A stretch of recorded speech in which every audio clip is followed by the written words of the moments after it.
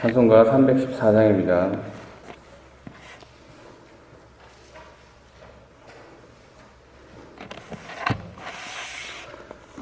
찬송가 314장입니다.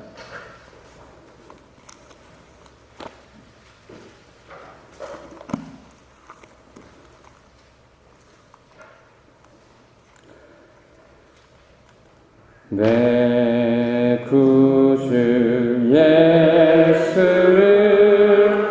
더욱 사랑 엎드려 비는 맞으소서.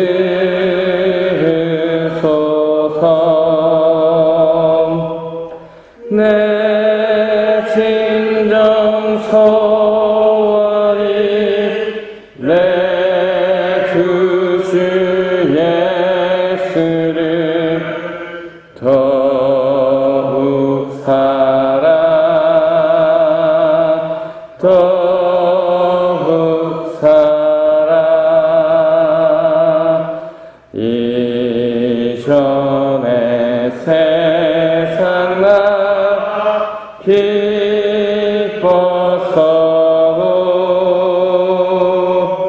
지금 내 기쁨은 오직 예수. 다만 내 비는 내 구주 예수를 더욱 사랑 더욱 사랑. 이 세상 떠날 때 찬양하고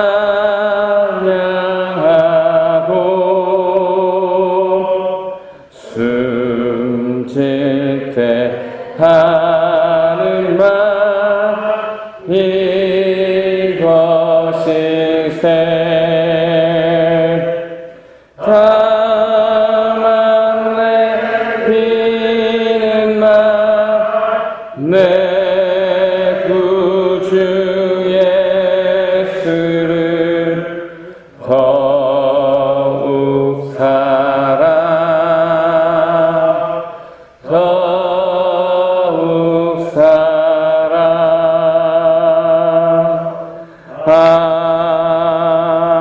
아멘. 하나님 감사합니다. 지난밤도 저희의 호흡을 지켜주시고 오늘도 이 자리에 나와 하나님을 찬양하며 하나님을 예배하게 하심을 감사합니다. 오늘도 주신 말씀 우리가 묵상하며 어제보다 오늘이 더욱더 하나님을 사랑하며 더욱더 하나님의 모습으로 살아가는 그런 하루가 될 수 있도록 인도하여 주시옵소서. 감사합니다. 예수님 이름으로 기도드립니다. 아멘. 오늘 우리에게 주신 하나님의 말씀 잠언 20장입니다. 잠언 20장 1절에서부터 15절까지 말씀입니다. 잠언 20장 1절에서부터 15절까지 말씀입니다. 제가 봉독해드립니다. 포도주는 거만하게 하는 것이요 독주는 떠들게 하는 것이라. 이에 미혹되는 자마다 지혜가 없느니라. 왕의 진노는 사자의 부르짖음 같으니 그를 노하게 하는 것은 자기의 생명을 해하는 것이니라.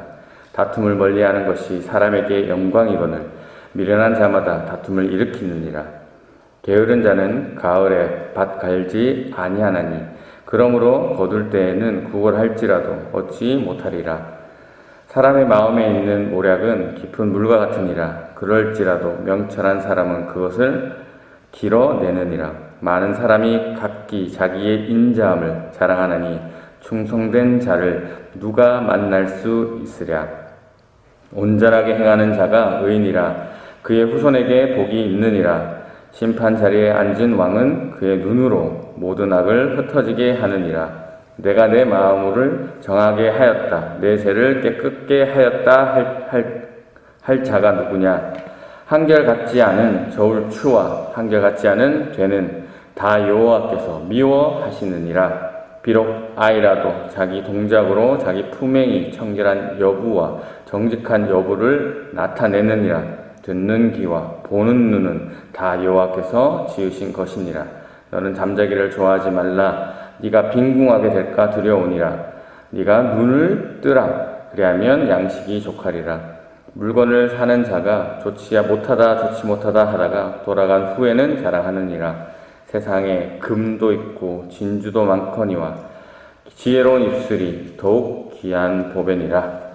아멘. 오늘도 주신 본문을 통해서 하나님께서 오늘 나에게 주시고자 하는 그 메시지를 깨닫는 귀한 은혜의 시간 되시길 바랍니다. 오늘 역시 하나님께서 하나님의 말씀을 따르는 이 지혜로운 자, 그리고 하나님의 말씀을 따르지 않는 거부하는 이 어리석은 자를 비교하고 있습니다. 1절 말씀입니다. 포도주는 거만하게 하는 것이요 독주는 떠들게 하는 것이라. 이에 미혹되는 자마다 지혜가 없느니라. 여기서 거만하다라는 단어는 경멸, 조롱이라는 뜻이죠. 그래서 멸시라는 의미를 가지고 있는데, 그러니까 술을 취하게 되면 다른 사람을 조롱하게 되고 멸시하게 된다라는 뜻입니다. 독주는 독한 술을 이야기하죠. 여기서 술을 취하지 말라라는 의미로 사용되었습니다. 독주가 떠들게 하는 것이라고 말씀하고 있는데, 여기 떠들게 하는 이라는 이 단어는 이 중얼거리다, 투덜거리다, 으르렁거리다, 외치다, 떠들썩하다라는 의미를 가진 단어입니다. 그러니까 술에 취하게 되면 떠들게 되고, 또 중얼거리게 되고, 투덜거리게 되고, 으르렁거리게 되고, 큰 소리를 내게 되고, 떠들썩하게 되기 때문에 술 취한 것에 미혹된 사람은 지혜가 없는 자다, 하나님의 말씀을 따르지 않는 자다라고 얘기하는 거죠. 그래서 술 취하는 자는 거만하고 조롱하는 자다라는, 어리석은 자다라는 것을 알 수 있습니다. 2절입니다. 왕의 진노는 사자의 부르짖음 같으니 그를 노하게 하는 것은 자기의 생명을 해하는 것이니라. 왕이 화를 내는 것을 이 사자가 부르짖는 것과 같다고 비유하고 있습니다. 왜 왕이 화를 내는 것이 사자가 부르짖는 것과 같다고 비유하고 있습니까? 이어서 설명하고 있죠. 왕을 노하게 하는 것이 그것으로 인해서 자기의 생명이 위험해지기 때문입니다. 자신의 생명을 결정지을 수 있는 왕을 노하지 않게 하는 것이 이 지혜로운 자이고, 반대로 앞뒤 생각하지 않고 하고 싶은 말을 막 쏟아내는, 그래서 왕을 노하게 해서 결국 그것이 자신에게 피해가 오게 하는 그러한 것이 어리석은 자의 모습임을 말씀하고 있죠. 3절입니다. 다툼을 멀리하는 것이 사람에게는 영광이거늘 미련한 자마다 다툼을 일으키느니라. 이 다툼이란 단어는 다툼, 논쟁, 분쟁, 소송이란 의미입니다. 사람에게서 이 영광이거늘이라는 문장은 다른 한글 번역서에 보니까 자랑스러운 일, 지혜, 영예로 번역하고 있습니다. 이 지혜로운 자는 다툼, 논쟁, 분쟁을 하지 않는 자이고, 미련한 자는 이러한 것들을 하는 자라는 것인데, 그렇다면 하나님을 믿는 사람들은 이 다툼을 하면 안 됩니까? 논쟁을 하면 안 된다는 얘기입니까? 여기서 말하는 다툼을 한다라는 것은, 이 다툼을 하게 되면 사람이 흥분을 하게 되잖아요. 흥분을 하게 되면 또 험한 말도 하고 또 이성을 잃게 되고, 그래서 다툼을 하는 자와 함께 자신도 같은 죄를 지을 수 있다라는 것을 주의하는 말에서 다투지 말라라는, 그렇게 말씀하고 있는 것입니다. 그래서 우리는 다툼을 해야 됩니다. 언제? 필요할 때, 악에 대해서, 마귀에 대해서는 언제나 우리가 선한 싸움을 싸워야 되겠죠. 말 그대로 선한 싸움을 우리는 싸워야 됩니다. 4절입니다. 게으른 자는 가을에 밭 갈지 아니하나니 그러므로 거둘 때에는 구걸할지라도 얻지 못하느니라. 이스라엘의 기후는 이 4월에서 10월까지는 비가 오지 않는 건기고요. 비가 오랫동안 오지 않기 때문에 땅이 마르죠. 그래서 10월달, 11월달 되면 가을에 첫 비가 내리는데, 이 비가 내리고 나면 이제 땅이 촉촉해지기 때문에 이제 그때 이제 밭을 가고 이제 곡식을 심습니다. 근데 이때 밭을 갈지 않으면 농작물을 심을 수 없죠. 그래서 게으른 자는 밭을 갈지 않아서 곡식을 거둘 때 구걸을 할지라도 먹을 것을 얻지 못하리라 라는 말씀하고 있는 거고요. 반대로 지혜로운 자는 자기 때에 맞게 성실히 일하고, 그래서 자신의 먹을 것을 얻는 자를 말씀하고 있습니다. 5절입니다. 사람의 마음에 있는 모략은 깊은 물과 같으니라. 그럴지라도 명철한 사람은 그것을 길러내느니라. 사람의 마음에 있는 생각, 이 계획은 깊어서 알기 쉽진 않지만 이 지혜로운 자는 그것을 알 수 있다라는 말씀이죠. 왜 그 사람의 마음이 그 근원이 악한지 아닌지 지혜로운 자는 알 수 있습니까? 지혜로운 자는 항상 무엇을 기준으로 갖고 있기 때문에 그렇습니까? 하나님의 말씀을 기준으로 갖고 있기 때문에 알 수 있습니다. 그래서 그 말씀에, 하나님의 말씀에 비춰서 그 상대방이 자기 욕심으로 말과 행동을 하는지 아닌지를 알 수 있다는 것이죠. 6절입니다. 많은 사람이 자기의 인자함을 자랑하느니 충성된 자를 누가 만날 수 있으리야. 인자함이란 단어는 친절, 인자, 또 자비, 자애라는 뜻을 가지고 있습니다. 많은 사람들이 자기를 얘기할 때 좋은 점만, 자기 자랑만 이렇게 한다라는 것이죠. 근데 그 중에 충성되고 믿을 만한 사람을 만날 수 있겠느냐라는 말씀이고요. 이런 것을 다 서로 자랑만 하는데 무엇으로 이 사람이 제대로 된 충성된 사람인지 판단할 수 있습니까? 하나님의 말씀으로 판단할 수 있습니다. 7절입니다. 온전하게 행하는 자가 의인이라 그의 후손에게 복이 있느니라. 완전히 선을 행할 수 있는 사람은 세상에 아무도 없죠. 그러면 여기서 온전하게 행하는 자가 의인이다라는 말씀이 뭐냐? 의인이란 단어를 찾아볼 수 있는데요. 단어에서 우리가 그 뜻을 알 수 있는데 여기서 의인은 하나님의 법을 따라 살려고 하는 사람을 의인이라고 합니다. 즉 하나님의 말씀을 따라 살려는 자는 그 후손도 복을 받는다라는 말씀이죠. 8절입니다. 심판 자리에 앉은 왕은 그의 눈으로 모든 악을 흩어지게 하느니라.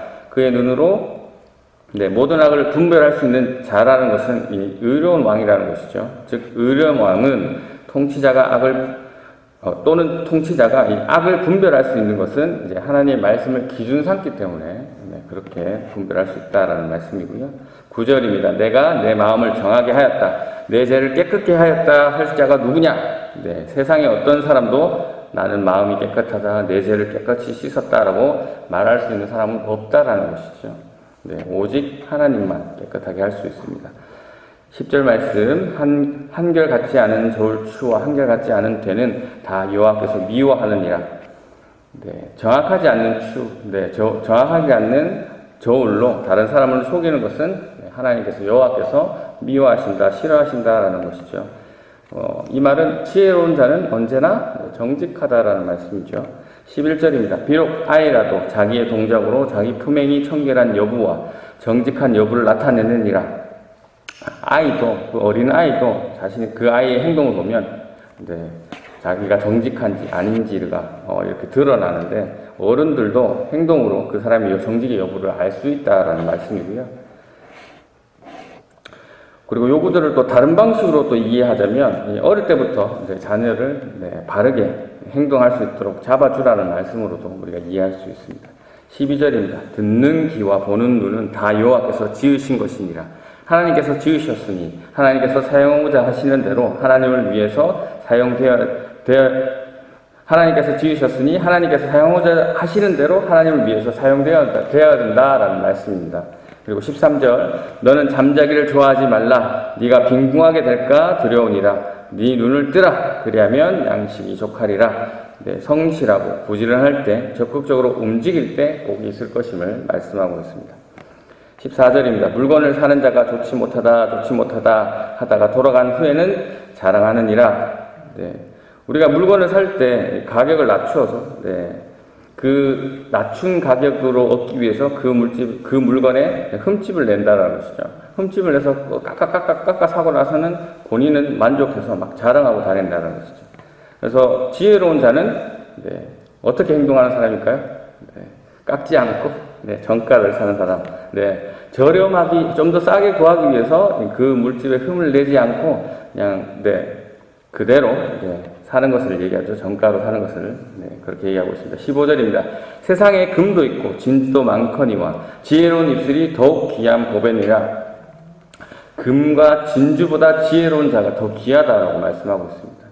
또는 이 금과 진주 곧 이 물질보다 하나님의 말씀을 의지하는 자가 더 귀한 보배이다라는 말씀으로 오늘 본문이 마무리되고 있습니다. 이 말씀 묵상하겠습니다. 오늘 본문에 나와 있는 이 지혜로운 자 또 어리석은 자를 비교해 드리겠습니다. 들으시면서 나는 지혜로운 자의 어떤 모습을 갖고 있고 또 어리석은 자의 어떤 모습이 내 모습이 있는지 살피시는 그런 시간이 되시길 바랍니다. 하나님의 말씀을 따르는 지혜로운 자는 독한 술을 마시지 아니하고 술에 취하지 않는 자입니다. 또 지혜로운 자는 자신의 생명을 결정할 수 있는 왕을 노하지 않게 하는 그러한 자입니다. 또 지혜로운 자는 섣부른 다툼을 하지 않는 자입니다. 그리고 때에 따라 성실히 일하는 자입니다. 지혜로운 자는 다른 사람의 중심을 말씀의 근거에서 파악하는 사람입니다. 또 지혜로운 자는 하나님의 말씀을 따라 살려고 애씀으로써 자녀들에게도 복으롭게 되도록 하는 자입니다. 그리고 말씀을 기준으로 악을 분별하는 자입니다.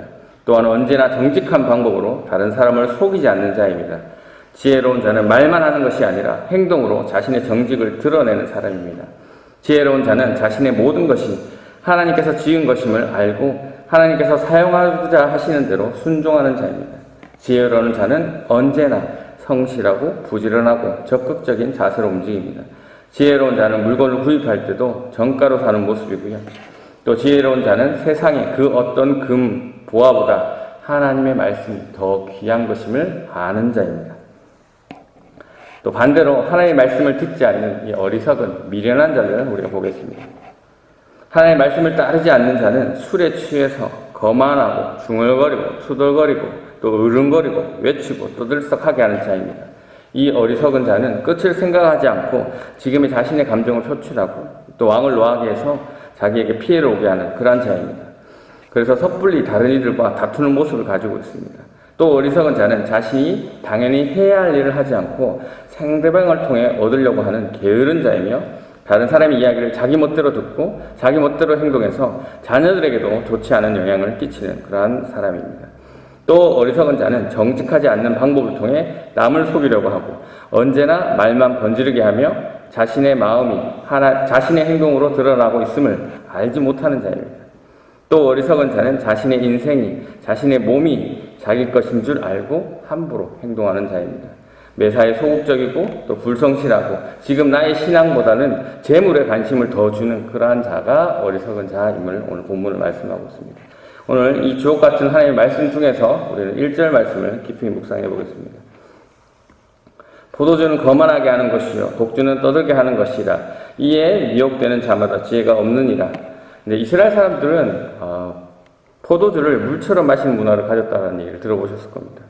이스라엘에서 포도주라는 것은 이 포도를 발효시킨 것과 발효되지 않은 즙, 이것을 둘 다 포함하는 단어를 포도주라고 얘기하고 있는데요. 이 포도주는 이스라엘 사람들이 그냥 먹지 않습니다. 언제나 이제 물을 타 먹습니다. 비율은 3대1이라고 합니다. 포도주 한 잔에, 그러니까 원액 하나에 물을 3번 정도 넣어서 그렇게 섞어서 먹었다고 합니다. 그래서 알코올 농도는 약 2% 정도 된다고 합니다. 그래서 여기 나오는 또 독주, 독주는 포도주에 물을 전혀 타지 않은 것을 독주라고 말씀하고 있습니다. 성경은 여러 군데에서 이 독주를 마시지 말라는 구절이 있죠. 그래서 이스라엘 사람들은 어릴 때부터 이 교육을 받습니다. 독주는 하나님께서 먹지 말라. 그리고 술을 먹되 조심히 먹어라. 라는 이러한 교육을 받습니다. 그래서 포도주에 물을 탔든지 물을 타지 않았든지 오늘 본문 1절은 술 취함에 대해서 확실히 경고하고 있습니다. 처음 우리나라에 들어왔던 이 선교사들은 우리의 음주 문화, 이 사람들이 술을 엄청 좋아하잖아요. 이 나태한 생활을 보고 음주 자체를 죄악시했죠. 그래서 전통적으로 한국의 기독교는 술과 담배를 하지 않는 것으로 유명합니다. 그런데 천주교에서는 술과 담배를 허용하죠. 그렇기 때문에 이 성당을 선호하시는 분도 꽤 있습니다. 그러한 이유로. 한국에 사는 그리스도인으로서 이 술을 먹어도 되는지, 그리고 먹는다면 얼마나 마셔도 되는지 고민하시는 분들이 많이 있습니다. 그런 질문들도 많이 하죠. 일단 그런 고민을 하고, 고민을 한다는 것 자체가 그 술에 대해서 먹고 싶다라는 것이죠.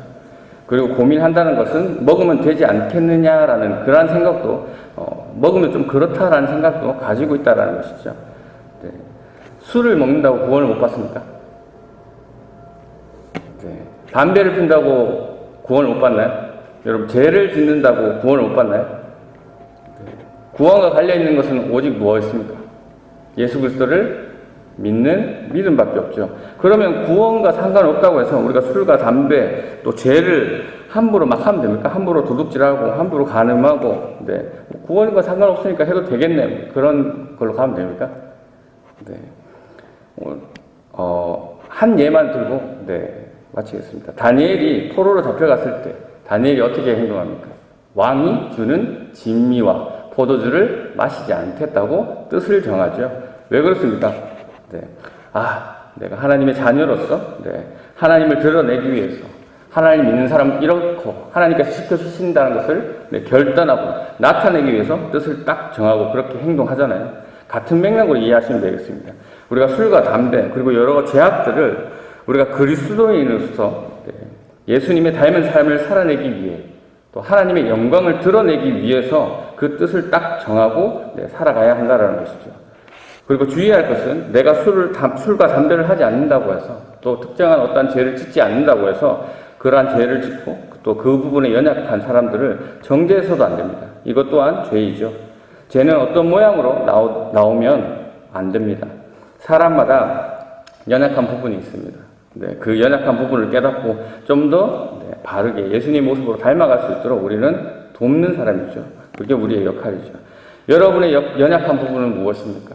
네, 이 시간 함께 우리가 기도하실 때 오늘은 그 연약한 부분을 주님께 내어놓고 이겨낼 수 있도록 하나님께 도움을 구하는 기도를 들으시고 네, 다니엘처럼 혹시 그런 연약한 부분에 대해서 오늘 네, 뜻을 딱 정하시고 결단해서 하나님의 영광을 위해서 예수 그리스도의 닮은 모습으로 살아가게 해달라고 이 시간 함께 기도해 주시고 또 엘리베이터와 또 환우들을 위해서 기도해 주시고 개인 기도하시고 자유롭게 돌아가도록 하겠습니다. 기도하겠습니다.